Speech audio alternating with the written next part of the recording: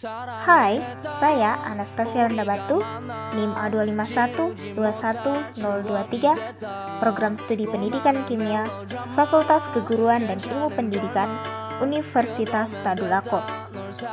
Dalam video kali ini, dibuat untuk memenuhi tugas mata kuliah Filsafat Pendidikan dengan dosen pengampu Ibu Detrispoba SPD MPD dengan judul materi Sikap Manusia Menghadapi Globalisasi dan Pengaruh Globalisasi Terhadap Pendidikan.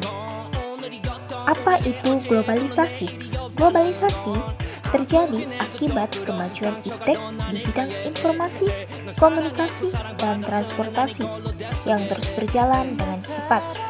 Kita tidak bisa menghindar dari globalisasi. Banyak keuntungan dan kerugian dari globalisasi. Sebaliknya, hal buruk harus kita hindari. Hidup menjadi semakin lebih mudah dan menyenangkan bila keuntungan dari globalisasi dapat kita manfaatkan semaksimal mungkin agar kita tidak terjerumus ke dampak negatif globalisasi. Kita harus menentukan sikap. Ada beberapa contoh dalam kehidupan manusia sekarang ini dari perkembangan globalisasi.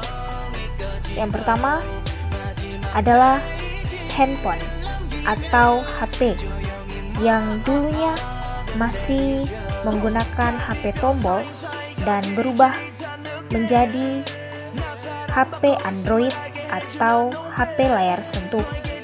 Kemudian ada kereta yang dulunya adalah kereta uap, pada zaman dulu digunakan sebagai alat transportasi, yang sekarang di era sekarang ini menggunakan kereta cepat.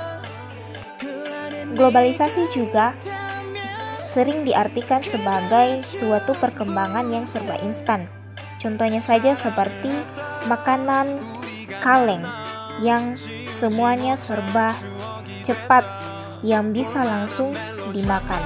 Kemudian ada perkembangan globalisasi di bidang pertanian yang kita tahu bahwa Indonesia adalah negara agraris yang sebagian besar penduduknya merupakan petani, yang dulunya petani menggunakan arit untuk menyabit benih tanaman padi. Untuk saat ini, dengan adanya perkembangan globalisasi di bidang pertanian, orang yang melakukan panen pada padi sudah menggunakan yang namanya alat dores untuk menyabit benih padi yang dengan cepat dan mudah.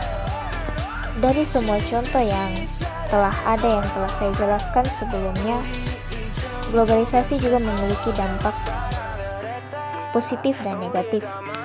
Dampak positif dari perkembangan globalisasi adalah yang pertama, hubungan komunikasi menjadi lebih mudah. Yang kedua, pertukaran informasi antar negara lebih cepat. Yang ketiga, perubahan tata nilai dan sikap menjadi lebih terbuka. Yang terakhir adalah meningkatkan kualitas hidup. Dari dampak negatifnya adalah yang pertama, jati diri bangsa terkikis secara perlahan seperti gaya hidup bebas dan pergaulan bebas. Yang kedua, industri dalam negeri terancam. Dan yang terakhir atau yang ketiga, masuknya produk luar negeri dan terkikisnya nilai budaya lokal yang ada di suatu daerah atau negara tertentu. Dari dampak negatif dan positifnya perkembangan globalisasi, sikap yang harus kita miliki untuk menghadapi globalisasi adalah seperti apa? Seperti bagaimana? Berikut adalah cara yang dapat dilakukan. Yang pertama adalah memilih informasi yang baik dan berguna dari media informasi berupa TV, radio, surat kabar, dan internet. Yang kedua, menunjang jati diri bangsa dengan berprestasi. Yang ketiga, melestarikan kesenian tradisional. Yang keempat, belajar yang rajin untuk membangun bangsa. Yang kelima, membiasakan diri bekerja keras, disiplin, dan menghargai waktu. Yang keenam, menolak budaya asing yang bertentangan dengan kepribadian bangsa, serta menerima yang bermanfaat saja bagi kemajuan bangsa. Yang terakhir adalah mencintai produk dalam negeri. Apa sajakah dampaknya perkembangan globalisasi terhadap pendidikan? Sama dengan dampak globalisasi, ada dampak positif dan negatifnya, begitu pula terhadap pendidikan. Dampak positif terhadap pendidikan adalah satu, sistem belajar mengajar yang tidak selalu tatap muka.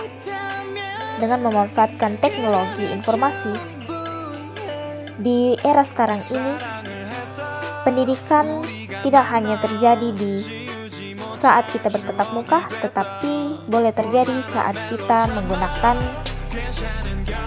online atau secara daring. Kemudian yang kedua, kemudahan dalam mengakses informasi pendidikan. Yang ketiga, meningkatnya kualitas pendidik. Yang keempat, meningkatnya kualitas pendidikan. Yang kelima, pertukaran pelajar. Yang terakhir atau yang keenam, mendorong siswa untuk menciptakan karya inovatif. Ada pula dampak negatif terhadap pendidikan. Yang pertama atau satu, menurunnya kualitas moral siswa. Yang kedua, meningkatnya kesenjangan sosial. Yang ketiga, tergerusnya kebudayaan lokal. Dan yang keempat, munculnya tradisi serba cepat dan instan. Dan yang kelima, komersialisasi pendidikan. Demikianlah video materi dengan mata kuliah filsafat pendidikan yang dapat saya sampaikan. Saya ucapkan banyak terima kasih karena telah menonton video saya ini, dan jangan lupa like, komen, dan subscribe channel saya ini. Terima kasih banyak dan shalom.